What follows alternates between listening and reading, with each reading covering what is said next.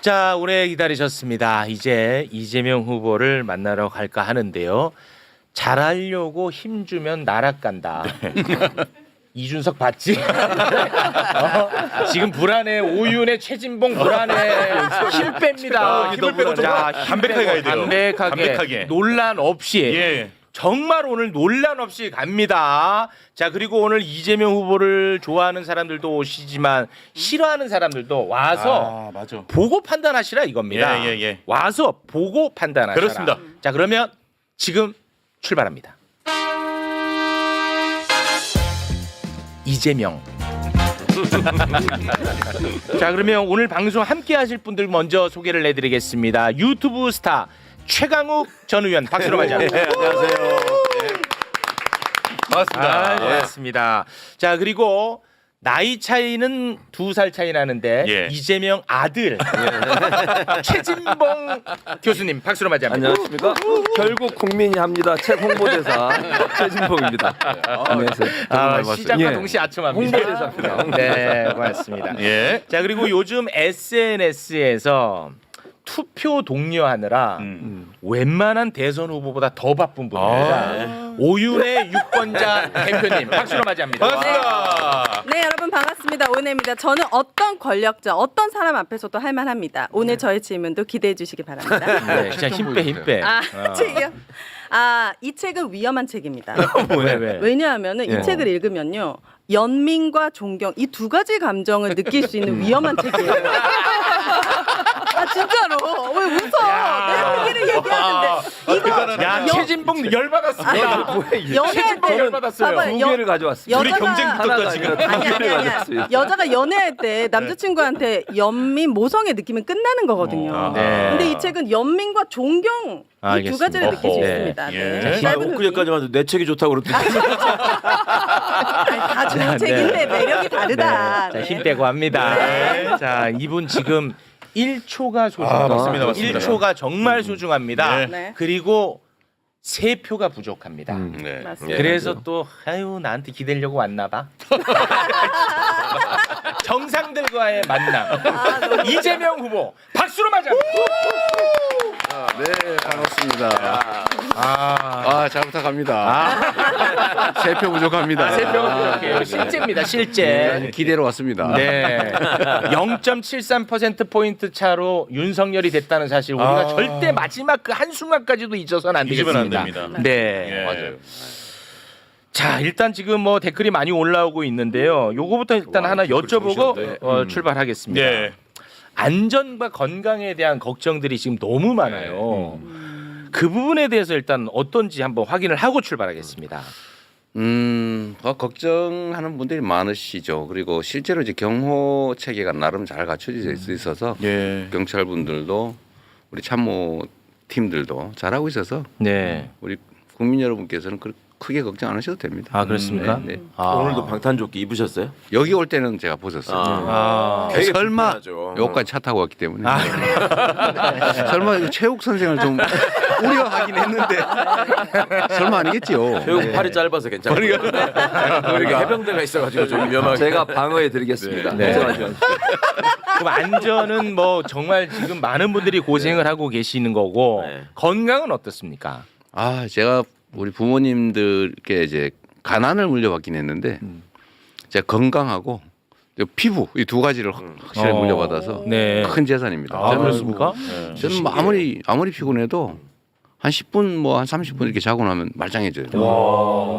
최고의 복이네요. 정말 큰 복입니다. 와, 그래요? 아니 그 예전에 나온 예능 프로그램 봐도 그 식사도 그냥 아무거나 뭐 다 드시더라고. 아니, 나 진짜 깜짝 놀랐어요. 저는 잘 먹는 편인데 제 아내의 평가에 의하면 은근 까다롭다고 하긴 해요. 아, 그렇습니까? 근데 저는 아니라고 생각하는데. 네. 아무튼 아내분이 맞으실 겁니다. 네. 왜 이러세요?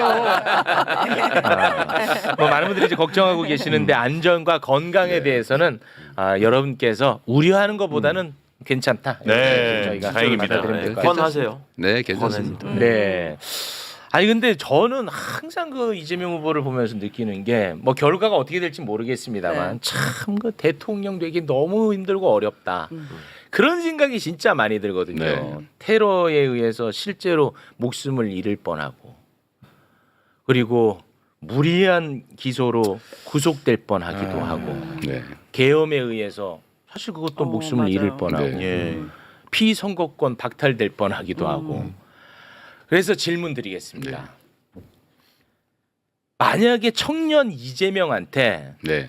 지금 겪으신 걸 이렇게 보여주면서 네. 야 재명아 너 요렇게만 하면 대통령 되거든? 네. 너 대통령 할래? 라고 물으면 뭐라고 답하시겠습니까? 아 그냥 좋은 것만 써놓으면 또 기대를 하고 또 선택할지 모르겠는데 네. 상황을 알면 절대 안 할 것 같아요. 아 그렇습니까? 네. 아 그럼 힘드셨다는 거네. 그게 실제 힘들죠. 아 그래요? 네, 실제 힘들고 제가 만약에 선택할 수 있으면 다시 정치하겠냐 네. 안 할 것 같아요. 아 그래요? 의미 있는 일이긴 한데 아 이게 지금 거의 지금 인생의 후반부는 거의 밀려온 것 같아요. 거의 밀려 끌려온 것 같은. 아 그러니까 뭐 어떤 나의 의지보다도 어떻게 내가 그 위치에 있고 어떻게 하다 보니까 여기까지 네, 이렇게 그렇습니다. 오셨다.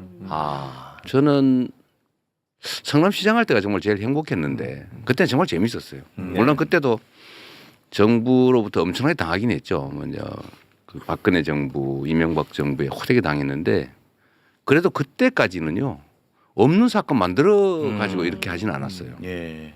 그때까지는. 근데 그러니까 저는 이제 나는 잘못한 게 없으니까 정말 그때는 편하게 괴롭기는 한데 근데 그 후에 제가 도지사를 하면서 사실은 제 예상보다 너무 빨리 역할이 바뀐 거예요. 3년밖에 못 했잖아요. 저는 네네. 최소 재선은 해야 되는데 제가 나이도 젊고 재선을 또 하고 싶어 하셨죠. 하고 싶었죠. 경험을 더 하고 싶어 근데 했어요. 갑자기 어제 상황이 그래 됐고 낙선 후에는 그야말로 거의 지옥이었죠. 네. 거의 지옥. 아. 근데 그 뭐 그때는 어떻게 견디냐 이렇게 많이들 말씀하시지만 안 견디면 어떡할 거냐. 견뎌내야죠. 네. 저를 위해서도 뭐 다른 세상을 위해서도 그냥 견뎌낸 거죠 그냥.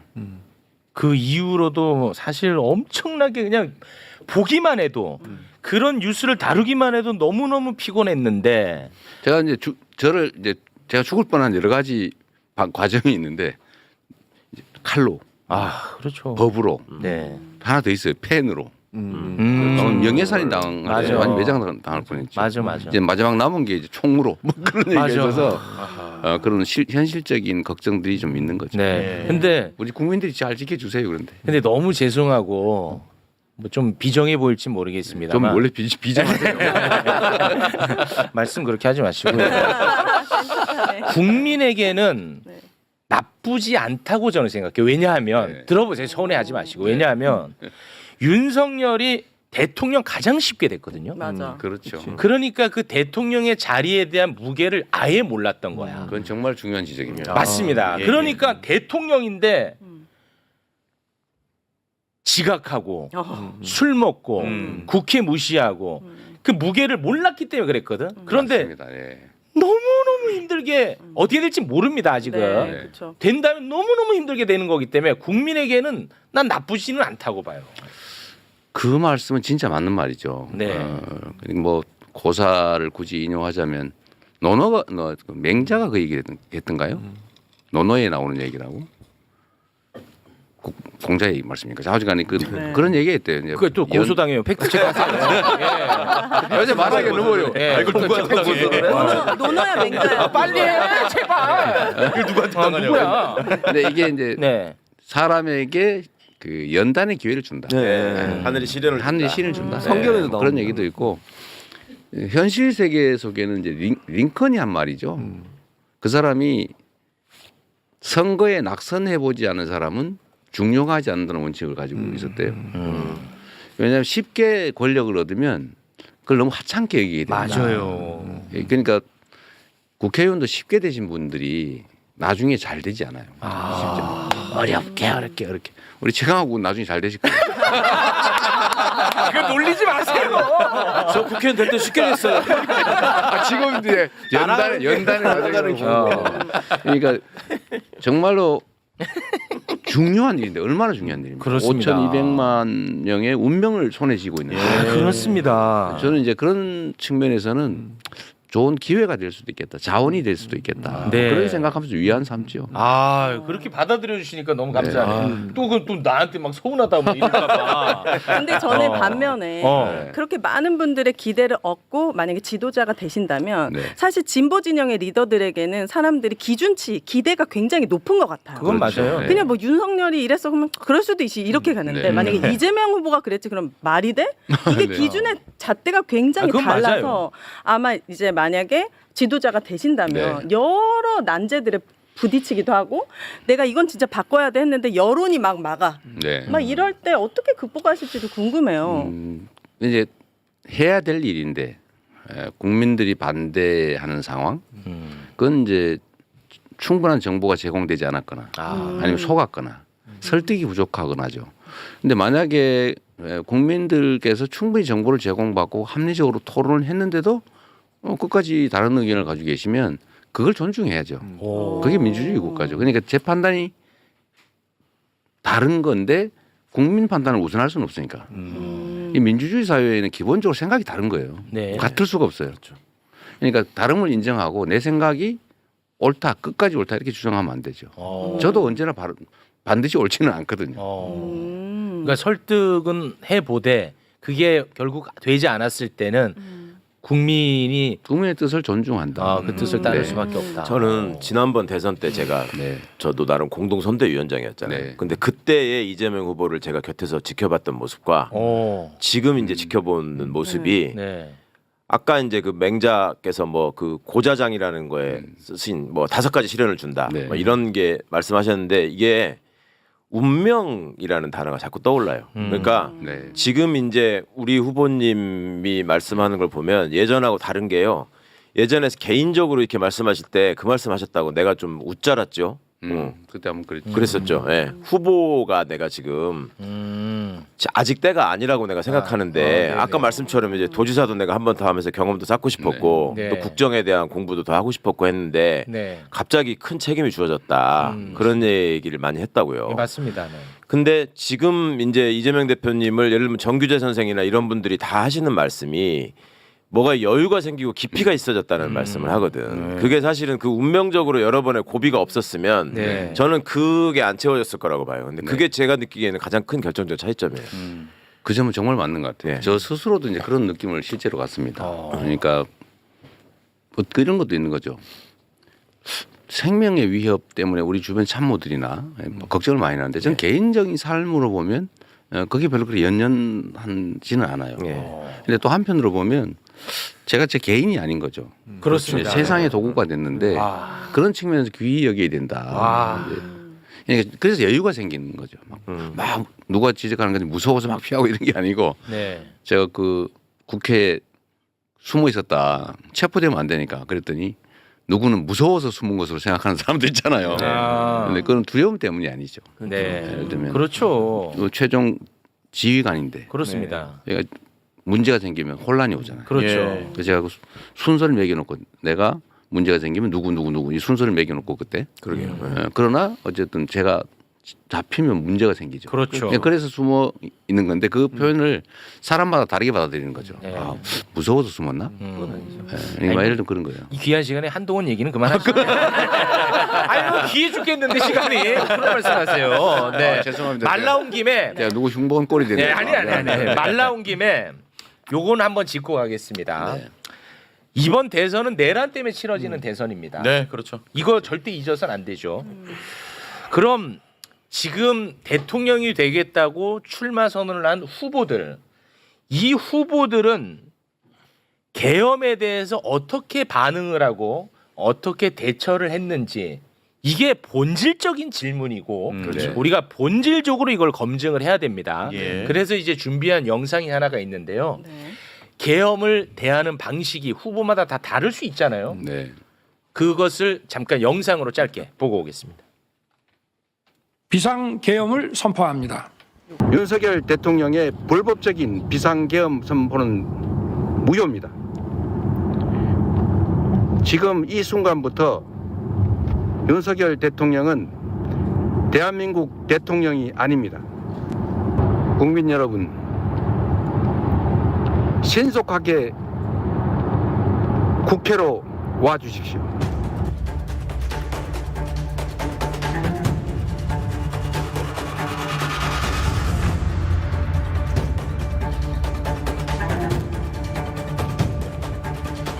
어떤 병한테 명령받았길래 이런 소리를 해?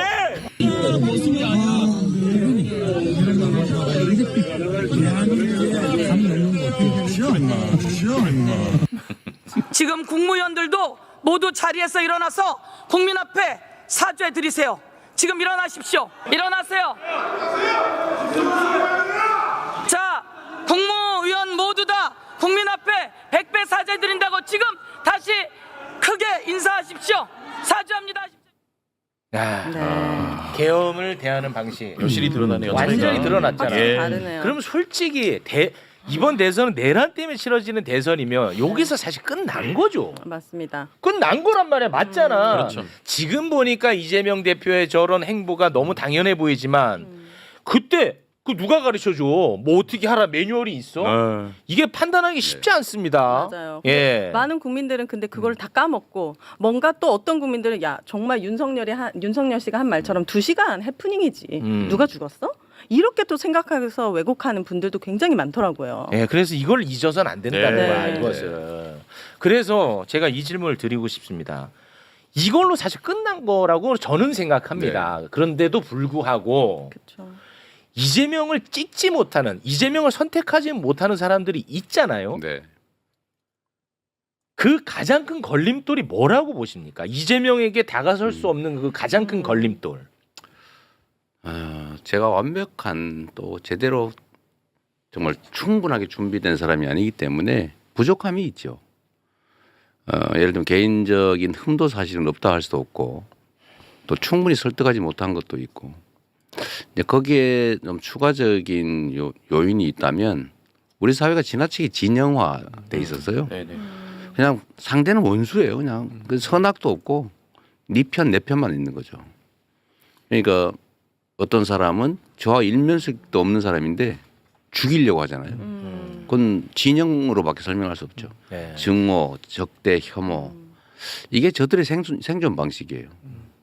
제가 반통령, 대통령 이런 말을 누구한테 들었는데 대통령이란 사람들을 다 하나로 모아서 차이를 넘어서서 대한민국 국민들 같이 함께 살아가게 하는 거. 이게 대통령이 할 일이잖아요. 그렇죠, 그렇죠. 동창 회장, 뭐 예를 들면 동호 회장도 원래 그런 일을 하잖아요. 그렇죠, 그렇죠. 뭐 선거할 때 이쪽 편이었다 이쪽만 챙겨 저쪽은 막 밀어내고 이러면 모임이 깨져버리죠. 네. 그래서 이 통합이 이 리더 소위 지도자의 최고 덕목인데 실제는 어떻게 하고 있냐면 일부에 기반해서 대통령이 되면 그 일부를 끌어안고 상대를 제거하거나 불이익을 주거나 혐오하거나 대립을 시켜 싸움을 시켜요. 이제 이러면 어떤 효과가 있냐면 무능하고 폭력적이고 무책임해도 편으로 나눠진 그들은 그쪽 편을 들어요. 예. 저쪽 편은 배제를 하니까 이 실제로 했던 게 박정희가 영남 호남을 갈라서 싸움을 시키면서 영남에 기대 가지고 장기 집권을 했단 말이에요. 지금 예를 들면 일부에서는 남자 여자를 가른다든지 네. 노인과 청년을 가른다든지 네. 또는 뭐 장애인 비장애인을 가른다든지 자꾸 편을 갈라요. 예를 들면 정규직과 비정규직을 가르고 그 노동자와 자본 그 경영자를 또 가르고. 근데 우리 사회에 이게 일종의 통치 기술, 정치 기법으로 자리를 잡은 것 같아요. 나라를 망치는 길이거든요. 아, 네. 이제 그것도 한 원인이다. 이재명은 내 편이 아니야. 그래서 뭘 해도 무조건 미운 거죠. 그러니까 증오, 혐오 이게 결국은 죽여버려야지까지 가는 겁니다. 그러니까 우리나라의 제일 큰 과제, 극복해야 될 과제가 이 대결 정치예요. 네. 이걸 어떻게 일단 줄이실 수 있는지. 그거를 오늘 네. 오늘 그 장벽 이재명에게 결코 다가설 수 없는 이 장벽을 조금이라도 이거 허물어야 된단 말이에요. 자, 그럼 하나씩 할게요. 나의 부족한 소양 말씀하셨습니다. 그것은 과거의 이재명을 얘기하는 겁니까? 아니면 지금도 포함되는 겁니까? 과거에 있던 상처들이죠. 아, 과거에 있던 상처들. 네, 야, 요 네. 표현 좋다. 누구나 완벽한 삶을 살지는 못해요. 더군다나 저 같은 경우는 이제 험한 환경에 살았잖아요. 그렇죠. 가난하고 주변 환경도 나쁘고 먹을 거 가지고도 싸워야 되는 처참한 환경에 살았기 때문에 네. 거기서 생기는 상처들이 있어요. 아. 근데 그 상처들이 여전히 남아 있죠. 흔적처럼. 근데 그건 어쩔 수가 없잖아요. 근데 너무 이 슬프게도 개인적 상처인데 전 국민이 다 그 상처를 봤어 또. 이게 참 이게 어떻게 보면 개인적으로는 비극이죠. 운명이죠. 그래서 나는 이거는 좀 우리가 피할 수 없잖아요. 아니 그러니까요. 이거는 우리가 이거 좀 장벽을 조금만 내려주시면 안 될까. 이런 거 좀 부탁 좀 해봐요. 우리 그 유권자분들한테. 생각해요. 예. 누구든 상처는 있는 거잖아요. 네. 남한테 드러내고 싶지 않은 가족 간의 최진봉 교수님은 순결하실 것 같아요. 아닙니다. 무슨 말씀이세요? 아닙니다. 그래서 좀 들어드리려고 했더니 근데 그 예전에 어려움을 겪을 때 느꼈던 그 상처들을 지금 끄집어내 가지고 지금의 어떤 분에게 계속 문제를 삼는 건 저는 아니라고 생각해요. 그럼 누구든 그걸 끄집어내서 누가 자랑스럽게 나는 정말 당당하다 얘기할 수 있겠으면 어느 누구도 그런 사람 없다고 생각합니다. 예. 근데 이재명 후보님 그걸 수년 동안 그런 어려움을 겪고 계시잖아요. 좀 제발 그 문제로 더 이상 상처를 안 줬으면 좋겠어요. 아니 그거를 이제 그 딛고 이제 아까도 뭐 계속 그런 얘기 했잖아요. 그걸 딛고 이제 성숙해지시고 변화하시고 이제 그거를 이제 극복을 하셨다. 네. 그러니까 그거에 갇힌 분들은 조금은 좀 달리 한번 좀 생각해 보시면 어떻겠나. 제 주변에 저랑 생각이 네. 아주 많은 다른 사람들을 만나서 제가 설득하는 방법은 뭐였냐면요. 그동안 너가 뽑았던 저랑 동갑인데 골수고수예요. 계속 그렇게 살아왔고 그냥 부모님이 찍으라는 거 찍었고 예. 너가 뽑은 대통령들의 최후가 이렇지 않느냐. 그러면 사람이라면 한 번쯤은 다른 선택을 하고 속았을 지영정 다른 선택을 해야 욕을 할 권리도 생긴다. 그냥 속았다 치고 그럼 다른 선택을 40년 만에 한 번이라도 해봐라. 네. 저는 이렇게 설득을 했어요. 네, 그건 이제 진영 논리 두 번째 네. 부분이죠. 네. 그래서 투표를 해야 뽑아야 요구할 권리도 저는 생긴다고 생각해요. 네. 네. 그리고 내가 마지막 하나만 더 네. 얘기하면 예. 사과를 하고 나면요 진정한 사과를 여러 번 했잖아요. 그럼 거기다 또 침을 뱉고 욕설하고 이건 아니라고 봅니다. 저는 그렇지 않습니까? 아니, 진짜 유권자를 자꾸 비난하지 마시고. 이걸 비난하는 게 아니고 그분들 그러지 비난하지 않으셨습니다. 말고. 아니 만약에 누군가가 만약에 본인 스스로 생각 잘못했다고 생각해서 거기서 미안합니다 죄송합니다 했으면 받아주는 것도 저는 인간의 도리라고 생각합니다. 많은 국민들께서 이제는 많이 수용하고 계세요. 네. 계시고 그리고 또 한 가지는 이런 게 있죠. 사실 뭐 저도 아까 말씀드린 대로 순결하거나 완벽한 삶을 살지 못했으니까 그것도 뭐 고의에 의한 것이라고 보기엔 좀 그렇잖아요. 근데 사실 우리도 할 말 많아요. 상대 선수들에 대해서 정말로 많거든요. 근데 그거 안 하셨어요. 우리 안 하잖아요. 와, 그거 안 하셨어. 저는 진짜 감사했어요. 미래를 얘기하는 후보가 이재명 후보밖에 없었어. 이거는 뭐 사실이지 않습니까? 나는 그게 너무 감사했어. 그럼 말 나온 김에 우리 미래를 다들 기대하잖아요. 또 그 제가 좀 이 천박한 질문일 수 있는데 네. 제가 이제 웃음 팔아서 번 돈 주식으로 지금 다 날리고 있거든요. 네. 마찬가지거든요. 와 웃지 마세요. 지금 다 날라갔어요. 아니, 웃지 마세요. 이거 되게 진짜 저 스트레스 진짜 많고 그런데 코스피 5천 약속 계속하면서 돌아다니고 계시잖아요. 약속은 아니고 그렇게 될 네. 거다라고 예상을 했죠. 아니 이게 못 지킬 거면 지금이라도 철회하시든가. 이거 가능한 겁니까 이거? 충분히 가능해요. 근데 그거를 네. 계약하듯이 제가 이제 그런데 좀 너무 내면적으로 엄격해서 그런데 네. 저는 충분히 가능하고 해야 된다고 생각해요. 그런데 그거를 약속이라고 하기에는 그건 100% 해야 되잖아요. 해줘요 좀. 네. 근데 그런 이제 그 때문에 근데 아니 대통령이 주식시장을 지배할 수는 없어요. 아니, 없죠. 약속할 수 없는 네. 거죠. 그래서 제가 그런 문제 때문에 저도 이제 펀드를 구매를 했잖아요. 네 이번에 저는 남을 거라고 확신하거든요. 종목을 좀 알려주시고.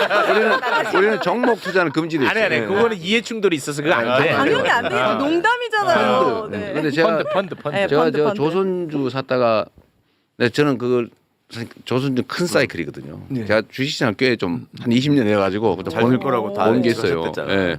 근데 그때 이해 충돌이라고 막 공격을 해가지고 네. 아니었는데 예. 하도 공격을 이제 팔아가지고. 15% 손해보고 팔았는데 예. 작은 진폭이죠. 네. 지금 3배 올랐더라고요. 그러니까요. 근데 저는 대한민국 주식시장도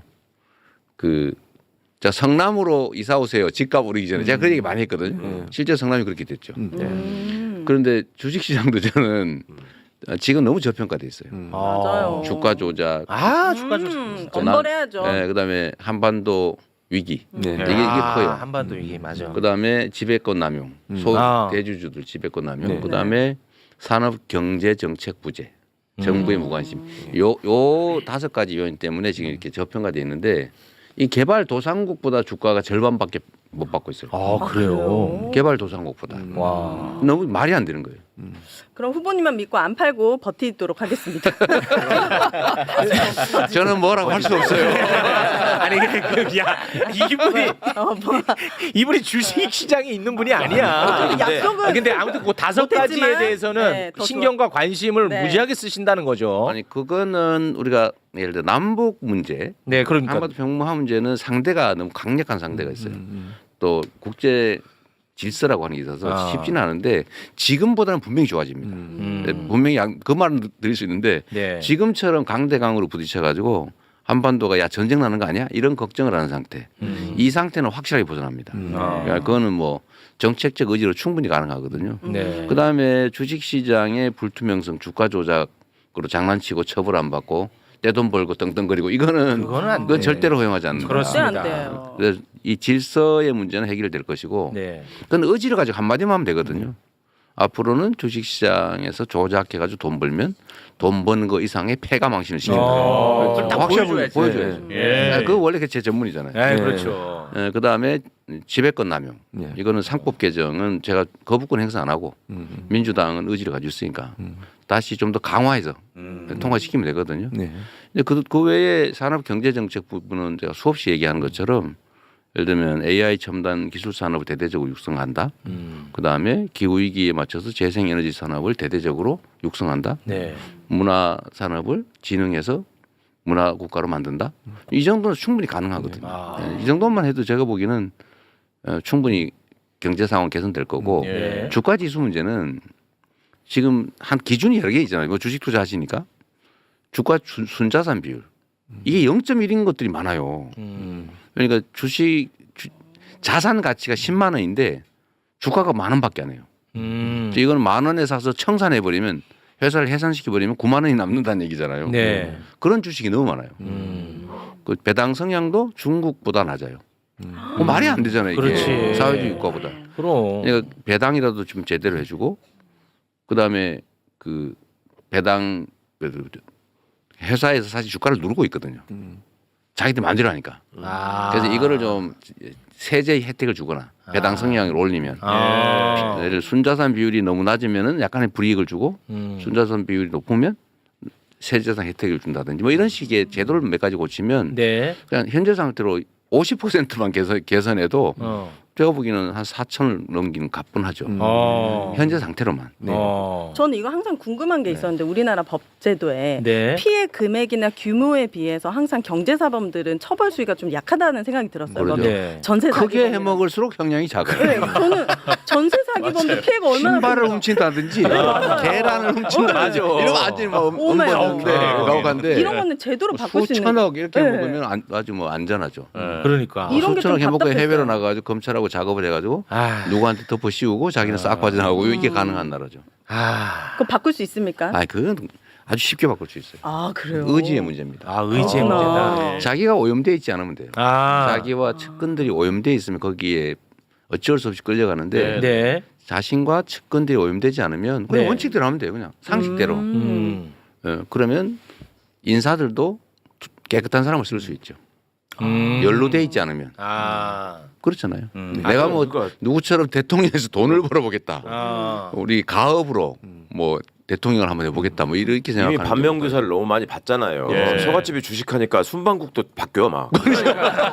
그런 나라를 우리가 살아봤는데 그거 아니면 그러니까 내가 이재명 후보님에 대한 신뢰를 해서 한 가지만 팁을 드리자면 네. 경제 전문가분들이 저한테 그런 말씀하신 적이 있어요. 민주당 의원들을 보면은 제일 안타까운 게 투자를 해본 경험들이 너무 없어가지고 정책에 대해서 얘기를 하고 설명을 하다 보면 이 기초가 너무 다르다는 거예요. 그러니까 부동산 투자, 주식 투자 이런 것들을 저부터도 한 번도 해본 적이 없고 네. 우리는 현금이 생기면 그걸로 변제를 하려고 그랬지 투자를 해본 적이 없거든요. 그러니까 그런 경험이 없으니까 얘기를 해도 이분들이 이거 알아듣나? 이런 그게 항상 있었다는 거예요. 그리고 옛날부터 이제 학생운동 열심히 하고 노동운동 열심히 하고 그랬던 사람들은 그 투자를 투기하고 동일시하면서 맞아, 약간 맞아. 죄악시하는 맞아, 생각이 죄악시하는데. 있는데 그게 이제 큰 장벽인데 이제 그 양반들이 그러더라고 저한테 내가 지금까지 만나본 민주당 정치인 중에 가장 실물 경제를 잘 알고 이해하는 분이 이재명 의원이었다. 그러니까 이 부분에서 아까 지금 저렇게 말씀하신 거는 선거 때문에 외워서 공부한 게 아니라 네. 경험을 통해 설득하신 거니까 믿어도 돼요. 그렇습니다. 네. 아니 그 대통령 낙선하고도 그거 하고 있었어요. 아, 저는 그게 좋았어요. 그게 진짜 좋았어요. 네. 실물 경제. 아, 왜 나한테 뭐라고 야, 해? 뭐 하는 짓이야? 왜 이틀밖에? 아니 그걸 누가 오해를 하던데 자 대통령 선거를 떨어지고 난 다음에 사실은 생계가 막막하죠 갑자기. 그렇죠. 예. 물론 뭐 있는 걸 좀 털어먹고 살 수도 있는데 그래도 살 길을 찾아야 되잖아요. 네. 막 고민을 하다가 근데 학원 강사를 하기도 어렵고 뭘 가르치시려고요? 아니 어렵잖아. 네. 갑자기 하고. 진짜 진지하게 고민하셨네. 횟수가 안 되는 사람은 몰라. 야, 이거 진짜 고민한 거야 내가 볼 때는. 고민하신 아, 거야. 그렇다고 내가 어디 변호사 사무실 고용 들어갈 수도 없고 그렇다고 뭐 개업한다고 사건이 올 것 같지도 않고 정말 그럼 유튜브 할까 이런 고민도 하고 유튜브 쉽지 않아요. 아, 그 제가 책 찾아보고 연구도 하고 내가 누구한테 물어보기도 했어요. 이게 소득을 어떻게 올리냐 실제로 그러다가 할 수 없다 본업으로 가자 이래서 제가 주식 그때 막 연구를 해가지고 그때 두 가지 종목 중에 하나를 골랐던 거죠. 네. 사실은 정말 아까운데 어쨌든 저는 그런 생각이 들어요. 대한민국이 부동산 투기 때문에 얼마나 고생합니까? 맞습니다. 이건 언젠간 사고가 나거든요. 너무 높아요 지가가 맞아. 부동산 가격이 이 소득에 비해서 너무 높기 때문에 언젠간 사고가 나요. 이제 폭탄 돌리기로 가는 거거든요. 그런데 물론 이 가격이 안정적으로 관리되고 경제 성장이 그걸 받쳐주면 그런 사고는 안 날 수 있어요. 근데 지금처럼 계속 이렇게 법을 향해 가면 위험해요. 그렇죠. 근데 이걸 막아야 되거든요. 네. 이걸 막는 방법 중에 여러 가지가 있지만 하나가 주식시장을 살리는 거예요. 우리 국민들이 투자할 데가 없어요. 그렇죠. 지금 맞아요. 주식 투자하는 분이 1,400만이라고 보통 하는데 물론 거의 대부분 휴면 계좌들이죠. 네. 이분들한테 주식시장은 안정적으로 그 은행 예금보다는 수익이 더 낫다. 수식이 더 낫다. 그리고 이게 도중에 배당도 받더라. 배당 많이 하잖아요. 예. 우린 배당을 너무 안 해서 문제인데 중국보다도 안 하니까 진짜 문제거든요.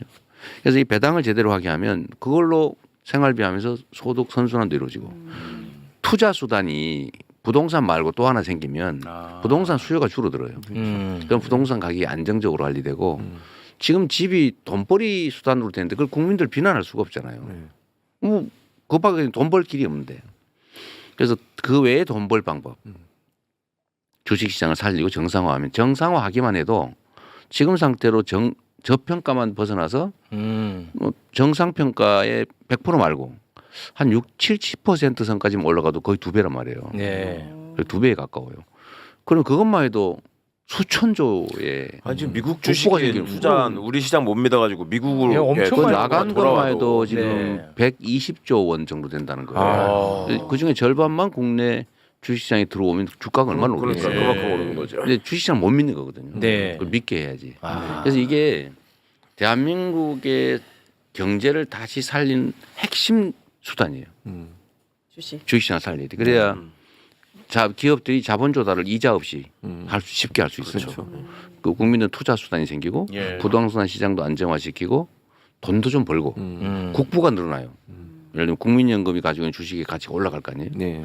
대한민국 국민들이 가지고 있는 주식이 재산이 늘어나는 거죠. 근데 이게 정말 정부가 해야 될 중요한 일인데 쉽다니까요. 그렇게 어려운 게 아니에요. 이번 토론회 때 이런 얘기들이 많아졌으면 참 그러니까 좋았을 해야 되는데 텐데. 막 저 하고 싶었죠. 하고 싶었는데 뭐 이상한 얘기만. 그러니까 정말 숨막혀 참 답답했어요. 그러니까 뭔가 그 미래를 우리가 이제 그릴 그러니까 수가 누가 더 있잖아요. 잘할 거냐, 이런 그렇지. 얘기를 해야 되는데. 그러니까 정규재 선생하고 우리는 예상할 때 한판 뜨나 보다 이렇게 하지만 얘기를 하니까 국민에 대한 국가에 대한 충성 애정이 있잖아요. 네. 그러니까 어떻게 하면 더 잘할 거냐를 논의하게 되니까 저질스럽지 않게 되는 거예요. 네. 근데 어떻게 망가뜨릴까? 그렇지. 잘하기 경쟁하는 게 아니고 아. 어떻게 하면 상대를 망가뜨릴까? 맞습니다.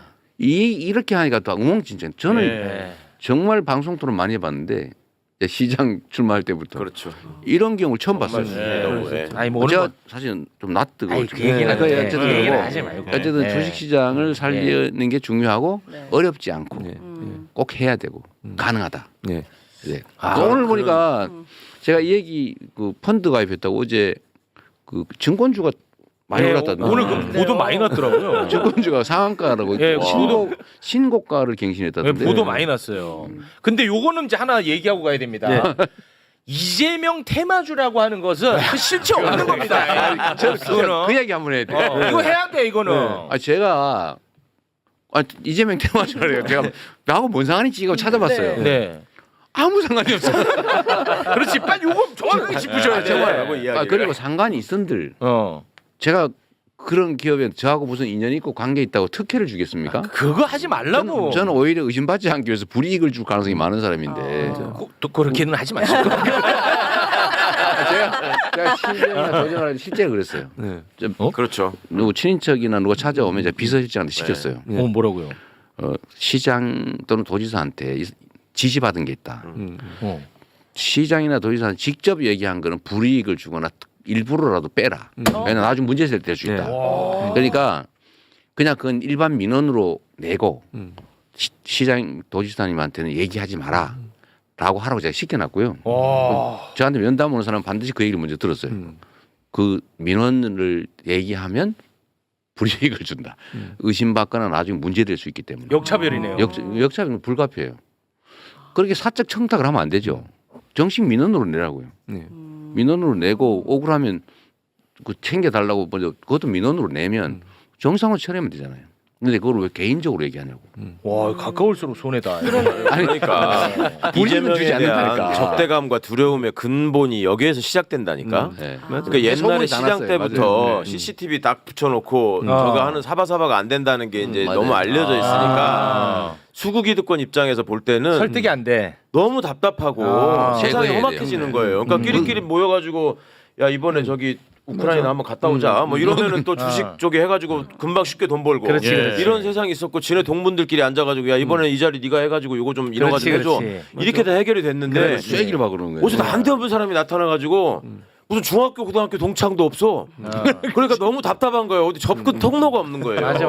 흐름이 막혀버리는 거예요. 아 그 대장동 녹취에 그 얘기 나오잖아요. 맞아요. 이재명은 뭐라고 했지? 빨리 공산당 맞죠? 공산당 같은 땡땡이다. 요 CR도 안 먹혀. 이재명이는 저거 공산당 같은 놈이야. 막 그 나오잖아요. 만나지도 못하고. 예, 그 나오잖아요. 십몇 년 동안 접촉을 했는데 네. 전화도 한 번 못하고 얼굴도 못 봤다는 거잖아요. 그러니까 그 와중에도 이재명 테마주 생각해내는 사람들 보면 천재네. 그거 아닙니다. 그리고 아무 관계 없어요. 지난 아까 말씀드렸던 그 아픈 과거도 그 문제와 연관돼 있는 거예요, 사실은. 맞아요. 그러니까 그게 얼마나 가족과 친인척에 대해서 철저하게 하셨는지를 보여주는 하나의 상징적인 증거예요. 네. 그 아픈 상처도. 맞아요. 그 아픈 일도 사실 연호는 그거죠. 예.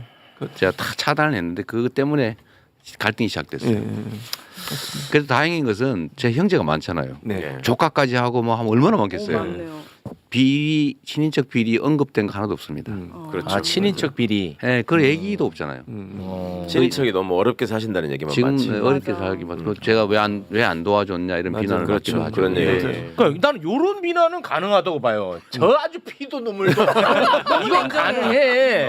아니 그러니까 나는 좀 가능한 비판을 했으면 좋겠다는 거야. 이번에도 토론회에서 제가 그때 매불쇼 나왔을 때도 네. 제가 그 부분 말씀드렸는데 정말 이재명과 관련된 수사를 받다가 이제 유명을 달리하신 분들 너무 제 가슴 아프고 안타깝지. 그러면은 제일 먼저 야 수사가 얼마나 강압적이면 저렇게 네. 될까를 생각해야지. 그럼요. 아니 어떻게 이재명이 뭔데 도대체 어떻게 이재명이 어떻게 한 것처럼 그렇게 하잖아. 네.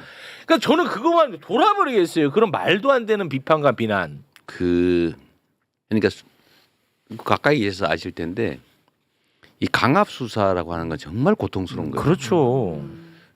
자살하는 분들 꽤 있잖아요. 특히 공직자들이 많은데 그게 압박을 당하면 예를 들면 뭘 하나 문제를 삼아가지고 자기가 걸리면 연금이 날아가고 그럼 가족의 미래가 다 사라져요. 맞아요. 그런데 자기가 극단적으로 선택을 하면 그건 살아. 근데 이런 잔인한 경우도 있습니다. 제가 지금 오다가 참 그 말이 생각나서 그런데 제가 예를 들면 저번 대선이 끝난 다음에 너무 많이 당했잖아요. 저는 생일날 소환당했어요. 제 아내도 생일날 소환당했어요. 내가 보기엔 뭔가 좀 있지 않을까 싶은데 아. 하여튼 거기다 막 기소를 5군데다 11건을 당하고 재판을 5군데 쪼개놨잖아요. 일부러 그런 것이거든요. 그리고 제가 아는 사람들 주변 사람 다 수사해서 제 변호인의 의뢰인들까지 다 조사를 당했단 말이에요. 아는 사람이 아는 사람까지 다 들었는데 몇 년 동안 제가 어느 날인가 이런 생각이 들더라고요. 이거 내가 유죄로 확정이 되면 물론 난 죄진 게 없지만 법원을 믿을 수 없는 측면도 조금은 있잖아요. 일반적으로 좀 법원을 신뢰하지만 네. 그러면 당이 망하잖아요. 그렇죠. 당이. 그리고 당이 망하면 우리 가족들도 망하잖아요. 네. 전 재산 우리도 그 당이 그래야 되는데 어떻게 해? 그 다 책임을 져야 될 거 아니에요. 그리고 저야 뭐 감옥 가서 뭐 한 20년, 30년 선고받고 그냥 저는 뭐 죽든지 할 수 있지만 당이 망가지고 가족들 저렇게 되고 이럴 경우 생각을 하니까 제가 끔찍한 생각이 들더라고요. 그렇죠. 예. 근데 뭐 아무도 말 안 하고 지금이 어느 정도는 그 정리돼 가는 중이라서 그런데 이런 상황들이 생겨요. 아마 최 변호사님도 그 정도까지인지 모르겠는데 아마 어느 순간 그런 생각이 좀 들었을 수도 있어요. 저는 거기까지는 안 갔고 네.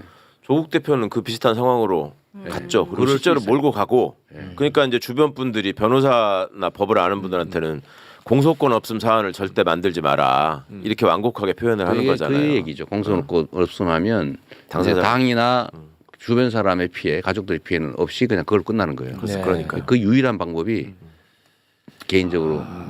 근데 이런 생각을 안 할 수 없는 상황으로 가슴 몰면. 아프지. 근데 내가 그 사망하신 분들은 제 주변에 수사받다가 사망하신 분들은 가슴 아프. 가슴 아프죠. 예. 그 죄진 것도 없는 내가 보기는 난 무슨 일인지 모르지만 가슴 아프지. 가슴 아프긴 한데 그거는 사실 강압 수사로 저를 잡기 위해서 그들에게 지나친 고통을 가한 그들의 책임이지. 그걸 어떻게 저의 책임으로 뒤집어 씌우냐고요. 말이 안 되죠. 내가 많이 기소당했다. 왜 재판을 많이 받냐고. 어떻게 자기들이 기소해놓고 어떻게 나한테 왜 그거 딱 그거예요. 너 왜 막 지가 때려놓고 너버리 매일 맞고 다녀. 맞죠. 뭐 예를 들면 성폭력 해놓고 아 네가 옷을 그렇게 입었으니까 어. 이렇게 하는 거 똑같거든요. 가해자 마인드거든요. 가해자 마인드죠. 네. 어떻게 저는 이 그리고 뭐? 증거가 안 나오면 야 너가 얼마나 표독스러운 진짜 놈인데 독한 증거 사람이다. 아니, 증거가 다 숨겼기 때문에 진짜 지독하다 이 증거 증거. 감춘 게 증거 증거다. 깐 거 하나도 안 남겨. 실제 그렇게 그러니까 얘기하고. 이거는 끝이 없어. 네. 그게 정치 보복이죠. 아, 정치 보복은 아니 탄압. 정치 탄압 보복. 근데 요새 너무 막 잔인한 일입니다. 예, 언론에서도 계속 그 얘기가 나오니까 요거는 짧게 하나만 좀 짚고 가겠습니다. 이재명 후보님은 그동안에 뭐 참 험하게 살아오셨고 정치 역경도 많고 했습니다. 네. 그 가운데 마음의 상처도 있었겠죠. 자, 그래서 많은 사람들이 이재명은 권력 잡으면 무조건 보복한다. 네. 야, 이거는 뭐 진짜 팽배해 있는 지금 여론입니다. 그렇게 주장하더라고요. 그렇게 만들어가지 여론을. 그래서 내 가슴 속에 남아 있는 진짜 미운 사람이 있어요? 저는 그러니까 처음에 제가 낙선하고 대대적인 그야말로 뭐 검사 수십 명이 일개 검찰청 규모가 저를 달려들었잖아요. 네. 검사 한 70명 가까이. 거기다 수사관 검사 한 명당 2명씩만 쳐도 200명이 지금 몇 년 동안 저를 정말 수백 번 압수수색하면서 털었잖아요. 예. 처음에는 정말 밉죠. 너무한다. 해도 너무한다. 그랬는데 어느 순간부터 그 윤 대통령이 불쌍하게 여겨지기 시작했어요. 오히려. 얼마나 괴로울까. 지옥을 스스로 만들어 놓고 잘할 수 있잖아요. 인정해주고 역할 몫을 나누고 잘해서 칭찬받고 이렇게 살 수도 있잖아요. 그런데 막 제거하려고 하는데 제거가 안 되잖아요. 또 제가 잘 제거가 안 되잖아요. 제가 좀 이렇게 왜냐 저는 이런 경우 대비해서 문제될 거 안 했거든요. 그러니까 지옥을 스스로 만들어 놓고 그 지옥 안에 들어가서 고통을 막 괴로워하고 있는 걸 보니까 불쌍하다는 생각이 한편으로 들면서 또 이런 생각이 들었어요. 할 수 있는 게 그거밖에 없겠구나. 제거하는 것 말고는 할 수 있는 본인이 할 수 있는 일, 수사, 제거 근데 이게 안 되니까 얼마나 힘들까. 그래서 저는 어느 순간에 내가 미워하면 내가 못 견딜 것 같아요. 내가 못 견딜 것 같아요. 그래서 그냥 자연 현상의 일부로 그래 저 사람은 할 수 있는 게 그밖에 없어. 그걸 내가 이해하지는 않지만 저 사람도 힘들 거고 그렇다고 내가 원망한 들 피할 수 있냐? 네. 피할 수 없다 이거는. 근데 운명 같은 거다. 내가 길을 가는데 강도 건너고 산도 넘어야 되는데 더 큰 산이 생겼고 더 넓고 깊은 강이 생겼을 뿐이다. 그냥 나는 건너면 되는 거지. 너 왜 이리 강이 넓어? 너 왜 이리 산이 높아? 라고 한들 뭘 하냐. 그래서 다 놓아버렸어요. 아. 그러니까 편해지더라고. 지금도 마찬가지고 이제 한 가지는 이런 게 있죠. 제가 뭘 하면 진짜 보복이죠 이제는. 그렇죠. 그는 보복 탄압 당한 일이 없으니까 그는 보복을 한 게 아니고 탄압을 한 거죠. 제가 하면 보복이죠. 제가 하면 다음에 무슨 말인지 알겠다. 누군가는 제 보복이 되겠죠. 아. 그래서 더 강도가 세지겠죠.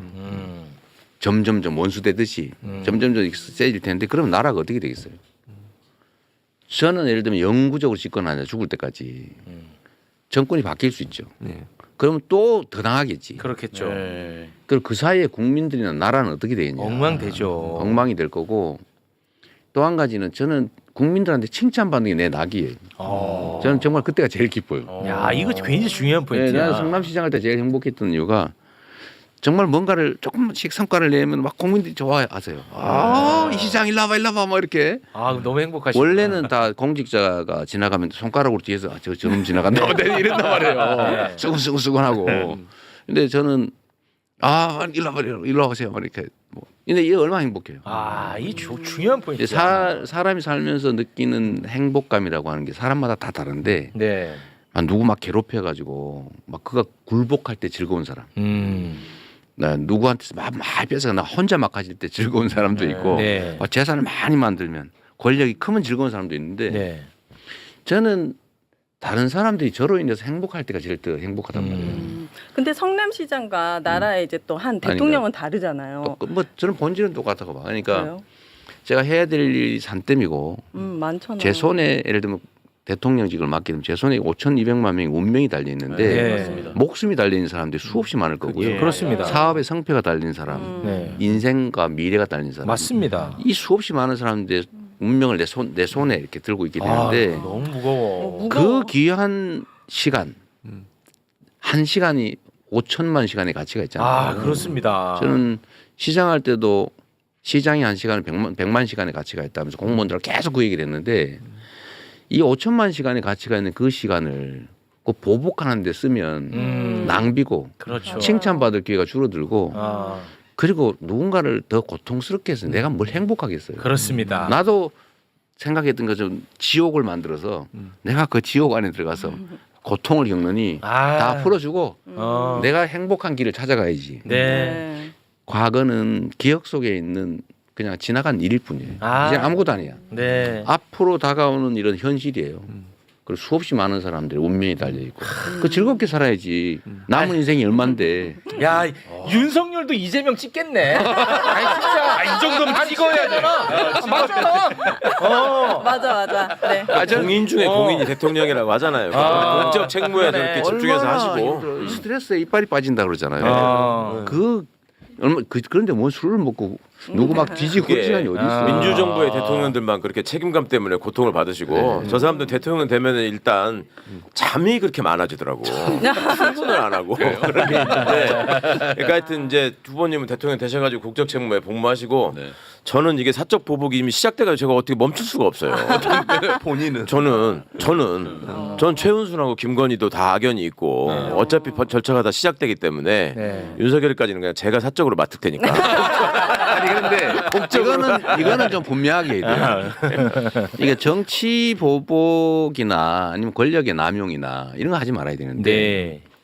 초보적 정의를 포기하면 안 되죠. 아, 그렇죠. 예를 들면 내란 사범들에 대한 엄정한 조사, 그럼요. 그 책임을 물어야지. 그다음에 뭐 주가 조작. 주가 조작 이런 거 해가지고 수없이 많은 사람들에게 고통을 주고 재산을 뺏었다.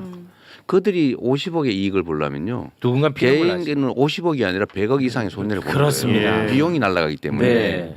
그래서 이런 화이트 칼라 범죄 이런 집단 범죄 이거 책임을 물어야죠. 이런 거를 정치적 상대가 저지른 범죄니까 가뿐하게 그냥 봐주 그건 아니죠. 이거는 네. 화해가 아닙니다. 네. 책임은 묻고 예. 책임은 지고 그리고 더 이상의 그런 더 가해 이런 걸 하지 말자는 거죠. 네. 그래서 우리가 봉합과 통합은 다르다. 네. 통합해야죠. 통합. 그다음에 정치 보복, 정치 탄압 이런 거 하지 말아야 되지만 초보적 정의를 포기하면 안 된다. 네, 알겠습니다. 그래서 누가 제가 통합 그다음에 정치 보복 없는 그런 합리적인 국정 이런 얘기하니까 그럼 다 봐주는 거 아니야? 이런 분이 계시는 그건 아니다. 네. 할 건 하고. 네. 그래서 너무 과하지 않게. 네. 저랑 얘기하니까 재밌나 봐요. 말씀이 많으시네요. 네, 지금 맞아요. 내가 저거 넘어가지 말하지 말라고. 아니 그 참모들이 지금 다 동동 걸리고 있어요. 다음 스케줄 그만 때문에. 하라고 일정 때문에. 네, 그럼 요거 그러면 요거만 보면서 마무리 짓겠습니다. 예. 왜 마무리를 우리- 지어요? 가셔야 돼. 많으시잖아요. 안가. 저기 난리야 지금. 내 부담스러워. 근데 뭘 집중을 못 하겠어. 자, 요거 뭐 네. 일단 그 대통령이라고 하는 그 자리의 무게감을 누구보다도 잘 하시는 것 같아서 네. 일단은 뭐 마음은 놓이는데 그래도 저는 오늘 모시면서 나는 이거 그냥 같이 한번 보고 싶었다 이런 생각을 했어요. 보고 싶은 게 있어요. 이번 유세 과정이 정말 정신없고 바쁘셨겠지만 유독 저는 그 한 장면이 너무 지금도 생각하면서 좀 눈물 나려고 하는데 비 오는 날 네. 이재명 후보를 막 기다린 거야. 그러게요. 그분들이 왜 그렇게 하겠어? 전남도에서. 너무 간절함이 있는 거야. 그렇죠. 그 장면을 우리가 같이 좀 보고 싶었습니다. 네. 네, 짧게 준비했는데요. 정말 눈물 나는 네, 장면이었어요. 잠깐 좀 보겠습니다. 이재명 아이고 저 뒤에 장대비가 내리는데. 비 내리는 이 험한 날에 이렇게 많은 분들이 함께 해주셔서 참으로 감사합니다. 그리고 이 광경을 결코 잊지 않겠습니다.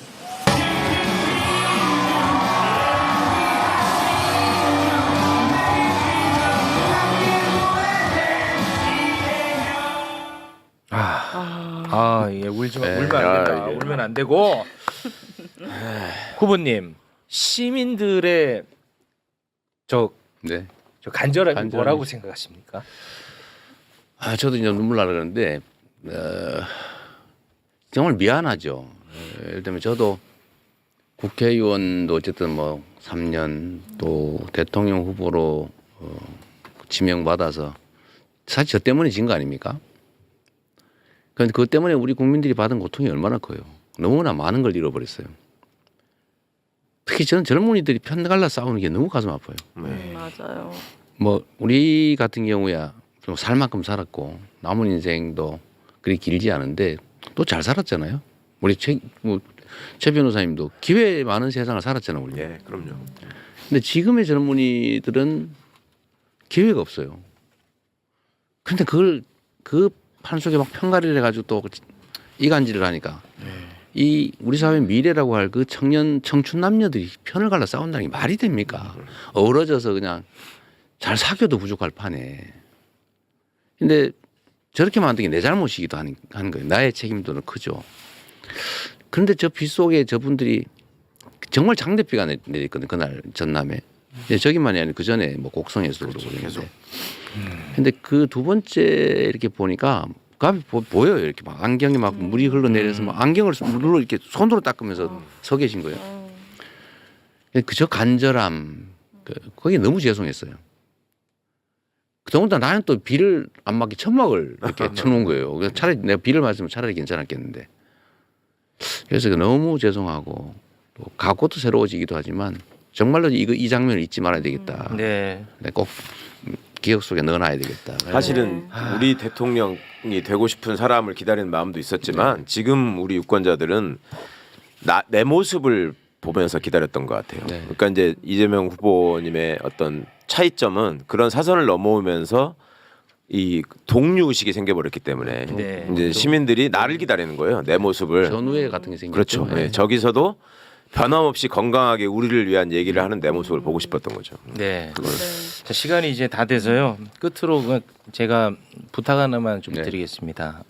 저도 신뢰받는 언론인이고 우리 사회에서의 또 위치와 지위가 있는데 제 부탁 하나만 드리겠습니다. 저한테 이제 제발 밥 먹자고 하지 마세요. 정말. 그 거절하는 것도 한두 번이지 쉽지가 않아요. 몇 번 제안하셨고 몇 번. 아니 최욱 씨가 매번 방송마다 네, 신뢰받는 이재명 언론인. 한 번 후보의 아니에요? 식사 제안을 단호히 화를 거절했다라면서 냈지. 그 얘기. 요거 좀 사실 확인 좀 부탁드리겠습니다. 내가- 뭐 하시는 겁니까? 그게 아니고 네. 대표님이 이제 방송하시고 여기 나오시면 끝나고 나면 네. 출연자들과 식사를 하시는 경우들이 있어요. 그래서 네. 최욱 씨한테 요청을 한 건데 최욱 씨가 이제 그걸 거절한 거죠, 사실은. 네, 최욱 씨 개인한테 한 건 제발 아니고요. 좀 이렇게 하면 그래도 네. 제발 한번 꼭 좀 해주세요. 안 돼. 진짜 안 돼. 야, 네, 진짜로. 수미일관하게 우리가 안 돼. 진짜. 아름답게 마무리하기 위해서 네. 후보님 앞에 시작하신 고자장 얘기가 제가 전문 한번 읽어드릴게요. 금방 짧으니까. 네. 하늘이 장차 그 사람에게 큰 일을 맡기려고 하면 반드시 먼저 그 마음과 뜻을 괴롭히고 근육과 뼈를 깎는 고통을 주고 몸을 굶주리게 하고 생활은 빈궁에 빠뜨려 하는 일마다 어지럽게 하느니라. 그 이유는 그의 마음을 흔들어 참을성을 기르게 하기 위함이며 지금까지 할 수 없었던 그 어떤 사명도 감당할 수 있게 하기 위함이다.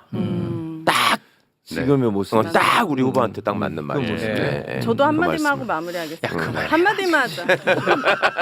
저 기회를 저는- 주세요. 네. 죄송합니다. 비상 계엄 이후로 5개월 동안 우리 국민들 고아처럼 살았어요. 대한민국에 지도자가 없었습니다. 예. 6월 3일 이후에는 진짜 대한민국 제대로 된 지도자가 생기길 정말 바랍니다. 오늘 사전 투표하는데 손이 너무 떨리는 거야. 와 잘못 찍을까봐 완전 꼭 눌러서 찍느라고 진짜 너무 힘들었네. 맞아요. 네. 진짜 우리 대한민국의 새로운 지도자를 간절히 희망합니다. 네. 꼭 네. 투표하세요, 여러분. 끝으로 진짜 네. 마지막 한마디 하시면서 마무리 짓겠습니다. 네. 아쉽네요. 그 오윤혜 씨가 요 찍어놨죠 같은 네, 데다가 저도 저 평소에는 안 떨렸는데 오. 진짜 아까 이거 찍는데 너무 떨리죠. 제가 처음으로 그런 느낌을 전에는 투표할 때 이런 느낌이 없었거든요. 그러고 보니까 유권자네. 야 이거 제가- 굉장히 생소하다. 제가 보고 이렇게 딱 찍는데 혹시 칸을 벗어나면 안 되잖아요. 진짜 손이 진짜 떨리더라고요. 재밌다. 맞아요. 그러신 분 많아요. 네. 처음으로. 맞아요. 처음으로. 처음이야. 제가 수없이 많은 붓두껍을 찍어봤는데 네. 와. 오늘은 이렇게 이게 느낌이 새롭고 한참 걸렸는데 찍는데 와. 정확하게 겨냥해 찍느라고. 그러니까 저도 사실은 매우 절박한 거죠. 절실하고 마지막일 테니까. 그리고 이 나라 운명이 달려 있잖아요. 네. 누가 뭐 당선되고 말고 문제가 아니고 제가 이기고 지고 문제가 아니고 정말 이 한반도 위에 살아가는 이 5,200만 이 사람들의 삶이 다 걸려 있는데 이게 가지는 무게 있지 않습니까? 그리고 여러 가지 있죠. 12월 3일 그 밤 생각만 하면 끔찍하거든요. 네, 맞아요. 가끔 저는 그 생각 그날 밤 생각을 하면 가슴이 이렇게 막 덜컥거려요. 우리는 넘어왔으니까 뭐 지난 일이고 네. 또 그날 밤 깨지 않고 새벽에 일어났다가 그런 일이 있었어 이런 분도 있겠지만 우리가 그날 밤에 방송하고 뭐 그 국회 담 넘고 이럴 때는 이제 죽을 수도 있겠다. 네. 이게 뭐 또 앞으로 우리가 죽는 건 상관이 없는데 광주 5.18 그 수백 명 죽어갔잖아요. 그런데 서울에서 부딪히면 그 살상 규모가 어느 정도일까? 그 나라가 어떻게 될까? 이거 완전히 나라 이제 망해버리는 거예요. 그리고 아마 사상자 규모가 수만에 이를 수 있거든요. 네. 아르헨티나처럼 될 수 있죠. 네. 그래서 그런 생각하면 끔찍한데 이제 다시 복구해야 되지 않습니까? 다시 되돌아가야죠. 네. 민주공화정을 회복해야 되고 또 경제 회복도 민생 회복도 해야 되고 또 지속적으로 성장하는 사회를 다시 만들어야 기회가 생겨서 좀 덜 싸워요. 그래야 이 청춘 남녀들이 편을 갈라 싸우는 일을 맞아. 그걸 막을 수 있습니다. 맞아. 또 정치도 증오하고 대결하고 제거하려고 하고 이런 정치가 아니고 그냥 몫을 인정하고 네. 야당의 몫도 있는 거고 하다못해 보수 정당의 몫도 있는 거잖아요. 원래 있는 거예요. 네. 그 몫을 적당히 조정해가는 과정이 정치인데 네. 그렇게 서로 인정하고 타협하고 차이를 극복하고 네. 그다음에 결국은 안 되면 다수 의견에 따라서 정리하고 또 다른 사안 넘어가고 이런 합리적인 정치를 하는 그런 그냥 합리적인 세상. 네. 이걸 꼭 만들어야 된다. 네. 그래야 희망이 있죠. 네. 그게 이제 며칠 안 남았죠. 네. 이제 최종적으로 6월 3일 선거로 결판이 날 텐데 음. 결국 우리 국민들의 손에 우리 나라의 운명, 우리 5,200만 국민들의 운명이 달린 거죠. 네. 그래서 다음 세대들에게 돈을 물려주는 것도 좋고 네. 지위, 학력을 물려주는 것도 좋은데 합리적이고 공정한 세상을 한번 물려주자. 네. 예. 그건 알아서 그게 좀 하세요. 근데 지금 네, 알았습니다. 예, 지금 우리 그래. 예, 그 빨리 가자고. 쫓아가는 계속 분들께서 참모분들이 네, 우리 열심히 하겠습니다. 네. 감사합니다. 와, 이 진짜 나는 이것도 힘들다. 아니 지금 댓글에는 왜 자꾸 끝내려고 하냐? 난리야, 아니, 계속. 참모들은 빨리 끝내라 하지. 일정 때문에. 후보님은 그래. 계속 얘기하지. 와, 딱 힘들다 시간 힘들어. 넘었군요. 네. 지금까지 이재명 후보였습니다. 대단히 고맙습니다.